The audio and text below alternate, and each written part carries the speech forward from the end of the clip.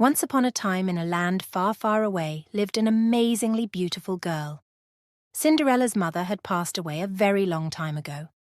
One day, when Cinderella's father remarried, her life had changed dramatically.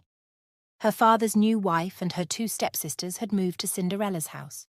Since the first time they met, her stepmother couldn't stand the sight of Cinderella. She and her two daughters were extremely jealous of Cinderella's beauty and kind heart. Cinderella's stepsisters were not beautiful as she was, and besides they were rude and spoilt. One day, due to work reasons, Cinderella's father had to leave on a long journey, and that was the time when Cinderella's stepmother and stepsisters turned her life into a living hell. While Cinderella was in the garden talking to her very beloved birds, her stepmother approached her. "As of today, you will live in the attic. You will do all the housework. Also, I don't want you walking around in these clothes." Cinderella didn't know what to say. Helplessly, she did what she was told. She packed her stuff and moved to the attic. After that, Cinderella began to do all the housework all on her own. She used to get very tired, but neither her stepmother or her stepsisters felt sorry for her. "Wipe the floor again. Can't you see it's still dusty? You haven't done the laundry." Cinderella had no friends other than the mice and the birds that used to come to her window. Due to the cold, secretly at night time, Cinderella would go downstairs to the chimney and warm up near the dying fire and fall asleep. As the days went on by, one day in the town, an announcement was made by the kingdom. "Our prince will be holding a ball at the castle. All the girls who are eligible for marriage are invited to this ball." As soon as the stepsisters heard about this invitation, they ran home and told their mother. "You will be the most beautiful girls at the ball. The prince must pick one of you. That way, we will all live in the palace. We must get some gowns and shoes for you girls. Move along, we're going shopping." The stepmother and stepsisters left the house. Hearing all that was talked about with a sad face, Cinderella stood there and watched. The preparations went on for days. Both the stepsisters had their gowns sewn. Every day they would go in front of the mirror and tell themselves, "We will be the most beautiful girls in the ball." Finally, the big day had arrived. The stepsisters had woken up very early that morning, and so they called Cinderella Cinderella. "Cinderella, come here. Where have you been? Hurry and prepare our baths." All day Cinderella helped her stepsisters get ready. "Hey, brush it gently. You're going to pull it out." Towards the evening, they had finished all their preparations for the ball. "You look beautiful, girls. Just beautiful." Cinderella built up all her courage and asked her stepmother, "Can I come to the ball too, please?" "Who, you?" "Yes, well, it's said that all the young girls can come. Is this your dress for the ball?" "The prince is looking for a wife, not for a maid, my dear. Come on, girls, let's not be late for the ball, and you make sure that you've finished all the chores before you go to bed." Her stepmother and her stepsisters made their way to the castle. And all on her own at home, Cinderella began to cry.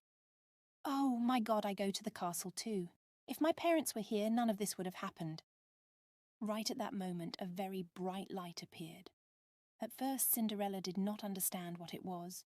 She was staring at the light, and suddenly a beautiful fairy appeared in the middle of the light.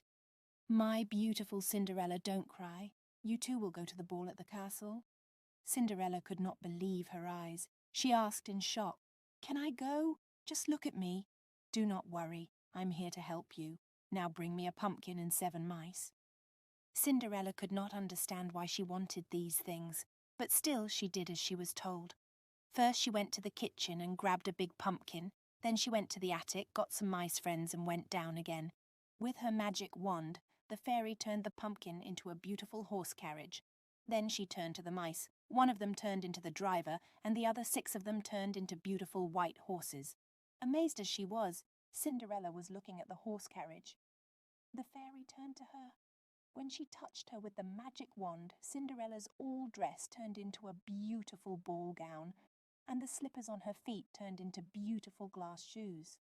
"I look like a princess." "Now it is time to go to the ball, but don't forget, you must be home when the clock strikes 12 o'clock, because by then everything will turn back to what they were." Cinderella listened to the fairy very carefully. Then she hopped on her carriage and started to ride towards the castle. Her mesmerizing carriage stopped in front of the castle.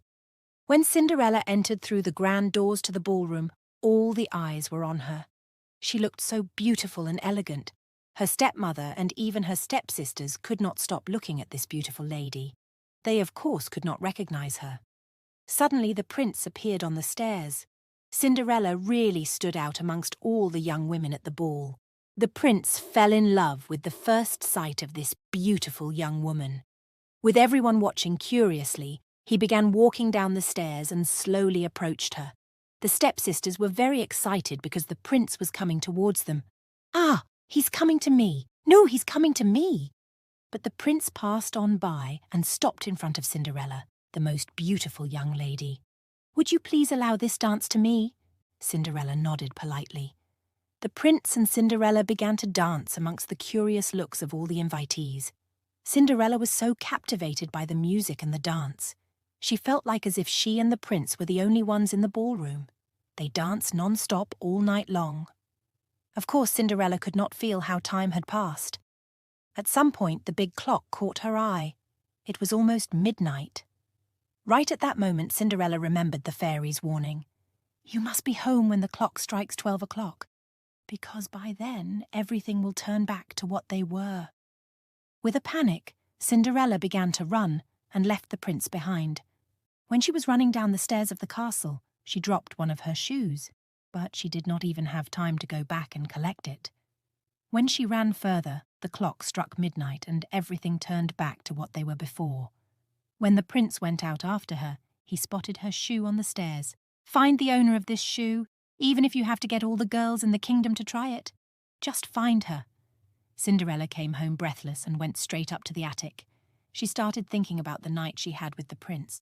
She knew she had no chance, but still she had fallen in love with him. It was almost impossible for the prince to find her, and even if he did, he would never recognize her. The prince's men went door to every house in the kingdom and looked for the young girl who owned this shoe. But the shoe did not fit any of these girls. In the end, the prince's men came by Cinderella's house. Cinderella was very happy to see the king's carriage in front of the house. Right when she was about to leave her room, her stepmother appeared at the door. "And where do you think you are going? You want to try the shoe too?" With a sarcastic laugh, the stepmother locked the door to the attic. "No, please stop. Open the door, please." "How pathetic! What would the prince have in common with you?" The men first let the old skinny sister try the shoe, but it was too small for her feet. "Look how beautifully it fit my foot." Then the younger chubby sister tried the shoe, but a chubby foot did not even get in the shoe. "Maybe if we had tried it on my other foot." Whatever they did, it just would not work. Finally, Cinderella's last try was to run to the window, but it was too high.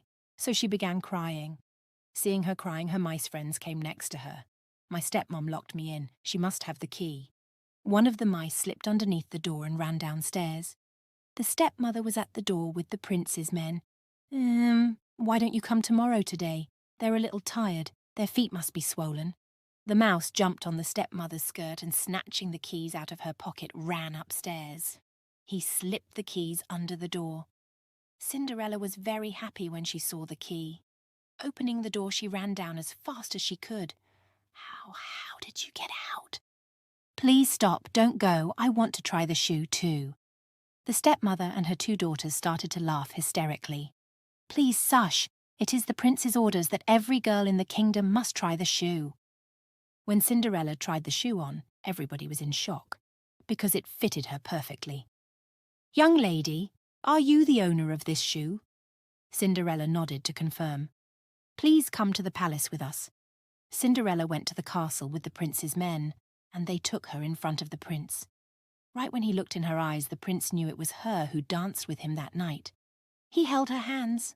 "I finally found you my princess. Would you marry me?" With teary eyes from happiness, she accepted the prince's offer. They got married and lived happily ever after.